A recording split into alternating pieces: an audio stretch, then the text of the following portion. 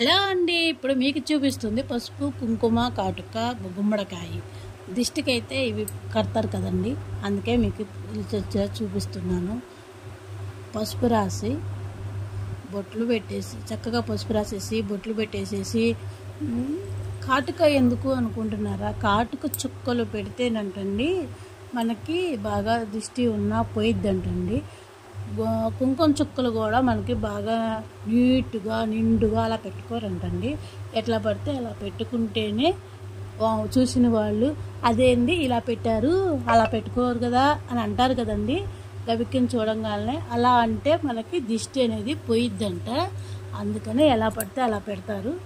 అందులో కాటుక చుక్కలు పెడతాం చాలా మంచిదంట. మీలో ఎంతమందికి తెలుసు ఇలా కాటుక చుక్కలు పెడతారు అని? తెలిసిన వాళ్ళు కామెంట్ సెక్షన్లో కామెంట్ చేయండి. నేనేనండి మీ సుజాత శ్రీనివాస్ని. నా వీడియో మీకు నచ్చితే లైక్ చేయండి, సబ్స్క్రైబ్ చేసుకోండి. నేనైతే ఫైనల్గా ఇలా తయారు చేశాను గుమ్మడికాయ అయితే. దీనికి ఇంకా బ్యాలెన్స్ సాంబ్రాణి పొగ వేయటమే. ఎదురుకుట్లాగా సాంబ్రాణి లేదు కదండి, అందుకని నేను ఇప్పుడు ధూపు స్టిక్ ముట్టించి ఇలా పొగ అయితే వేస్తాను. ఇదిగోండి, ఇలా ఫైనల్గా రెడీ అయిపోయింది.